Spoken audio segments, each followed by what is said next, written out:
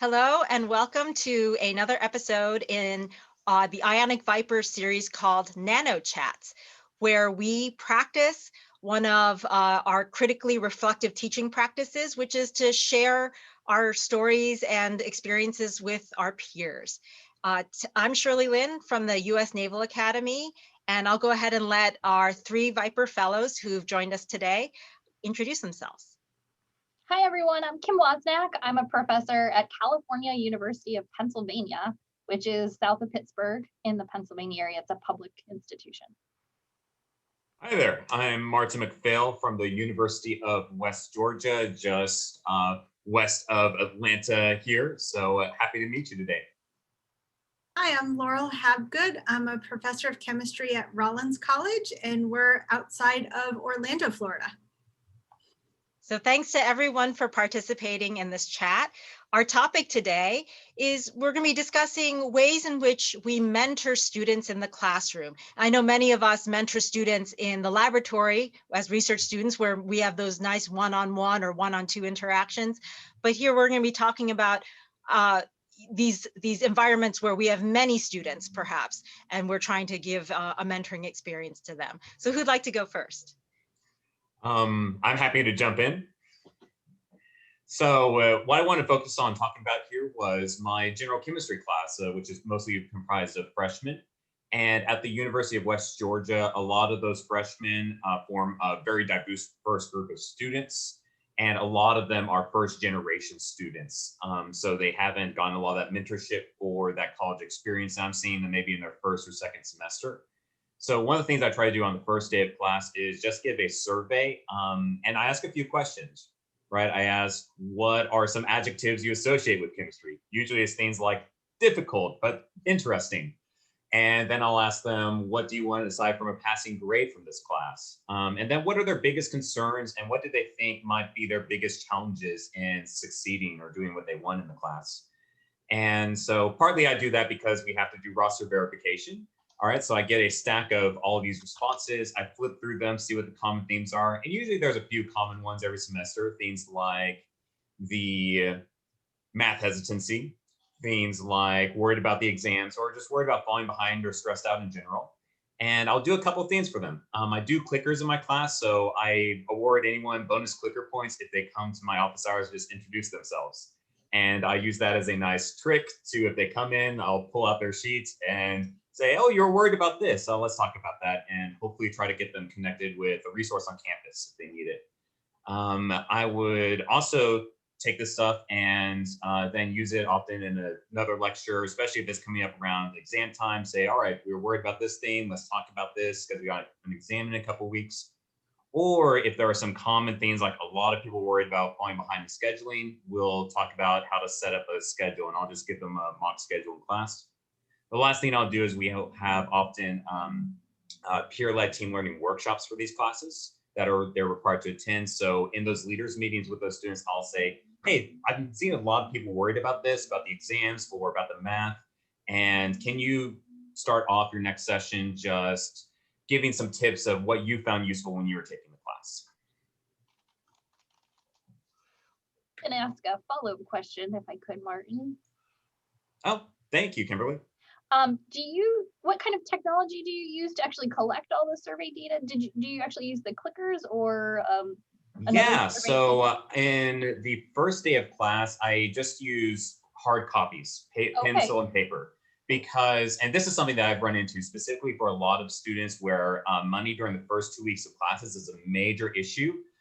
Getting that clicker or getting that thing on time. We work with our partners a lot to make sure that they can get that if need be. But I hate when I'll still have a few students who are really stressed out around those money issues at the beginning. And yeah, I want to make sure that they're getting in. Sure. I really appreciate you bringing up and considering economic realities for many of our students and the time management aspect and helping students learn to manage all of their classes, not just ours. Thank you, Laura. I appreciate that. That's that's something that I've learned a lot from my students, and thankfully the students have helped teach me a lot about. A lot of our students work very hard, and a lot of times when they're failing, it's not because they're not capable. And I think breaking that myth for the students in the classroom is really important. Wonderful. Who would like to share next? I can go next. So my mentorship strategy is for my inorganic chemistry class, which is primarily juniors and seniors. And some of them come in with a mindset that it's Gen Chem 3. And so after our first day, I send them a survey via email or on paper, depending on how long the period ends, asking them 3 questions. What is their goal after graduation? What is a skill that they would like to learn or improve in the class? And what is an area of content that they would like to learn more about or learn more in depth from a prior course? And over the course of the semester via email, I will connect them back with either resume tips or helping them craft a 2-minute or 3-minute part of that story for an interview question, or perhaps as part of an answer to a question in their senior thesis.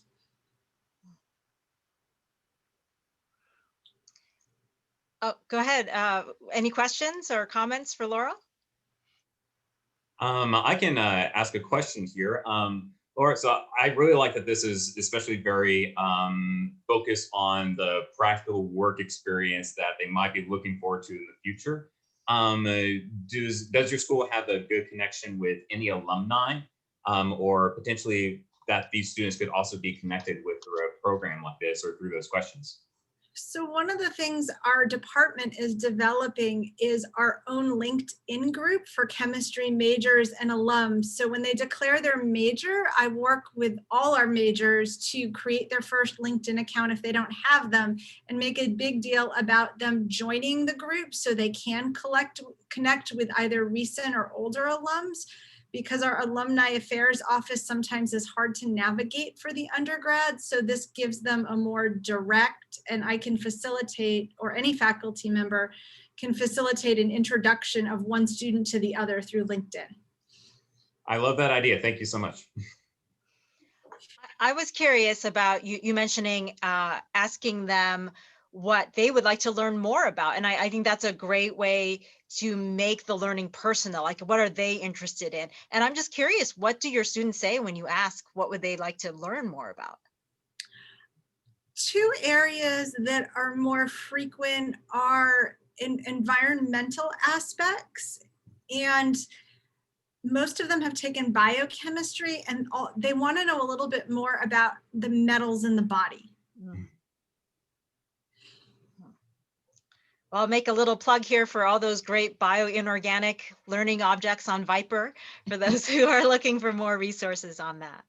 Wonderful, thank you. Kim? Yeah, so I can share a method that I use, and I predominantly use this in my inorganic chemistry class, but again, it kind of similar to what Laurel mentioned about kind of getting to know the students a little bit better. I do a little bit of an icebreaker at the beginning of the semester, but also at the start of each class. So I'll each day have kind of like a chemistry related fact or graphic at every announcement slide at the beginning of class each day. So I'll use different things, like sometimes some of the infographics from compound interest. Sometimes I'll use recent kind of late breaking news from CNE News. On Monday, I always look to see what inorganic thing I can include in there. But I also include things that might relate to their hobbies, and things like how chemistry and art are related, different kinds of art installations that I've seen that either make use of some sort of inorganic chemistry. So I try to do that to seem more approachable and kind of a little bit more well-rounded, so I'm not kind of this just mysterious inorganic chemist up at the front of the classroom. I also will sometimes try to bring in issues related to diversity, equity, and inclusion if I see that there's something happening in chemistry or STEM that I can also bring up, just to, again, have something more outside the realm of chemistry, but also related to science. Kim, when you create these announcement slides, are there any that you reuse semester to semester because you discover that they just have really high impact? Yeah, definitely. And sometimes I keep it seasonal as well. So I'll usually kind of, update the part with all the logistical information for the semester, but I'll keep, around, certain holidays, keep the similar kind of infographic. And sometimes around like ACS award seasons, if they announce like winners of national awards, I'll try to look up, this year's winners and, highlight who's won inorganic chemistry awards and things like that. And I was kind of curious too, do you ever find a way for some of the students maybe to submit things that they've seen or bring up so their stuff could be highlighted there and show, oh, hey, this person submitted this cool idea that I didn't know about? I haven't done that, but that's a fantastic idea. Yeah, I usually do use it as an opportunity to highlight, like if we have senior research seminars coming or chemistry club meetings coming and things like that. But that's a great idea to have them pick something that, they may not be presenting, but they might be, interested in, or, a conference that's coming up. Yeah, that's a great idea. You were talking about award winner, highlighting award winner work. And I'll just make a quick plug that just recently there's been an LO collection on Viper on the work of all the 2021 ACS National Award winners that are DIC members. So if you haven't had a chance to look at that, there's some really fabulous chemistry taking place, that's been recognized, and it was a fun collection to work on with others. So it's something that hopefully in the future we'll get to do again. Well, I'm going to go ahead and thank all of our fellows for coming and having this quick conversation, and also for our YouTube audience for watching this video. Please know that you can always go and join our Ionic Viper Discord, the Viper Pit, and have conversations with our fellows and with other members of the community on any of these nanoCHAT topics or a topic of your own choosing. So we hope to see you next time at our next nanoCHAT episode.